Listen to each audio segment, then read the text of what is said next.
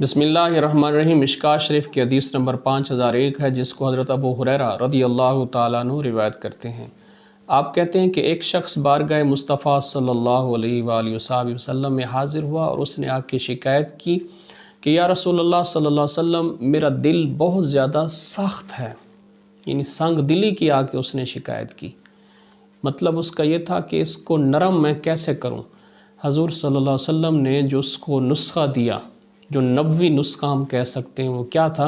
آقا کریم علیہ السلام نے فرمایا کہ امسح رأس الیتیم، کہ تم یتیم کے سر پہ دست شفقت رکھا کرو، ہاتھ پھیرا کرو، محبت کے ساتھ اس کے سر پہ تم ہاتھ رکھا کرو۔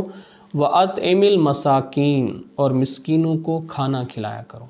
اس حدیث سے ہمیں معلوم ہوا، جو ہمیں سبق ملتا ہے وہ یہ کہ اگر انسان کا دل سخت ہے، نرم مزاجی انسان کے دل میں نہیں پائی جاتی، سنگ دلی پائی جاتی ہے، بہت زیادہ سخت مزاج اگر انسان ہے، اتنا سختی کہ اپنی اولاد کے ساتھ بھی محبت نہیں کرتا، تو اس کا نبوی نسخہ یہی ہے کہ یتیموں کے سر پہ آپ ہاتھ پھیرا کریں اور مسکین کو کھانا کھلانے کی کوشش کریں۔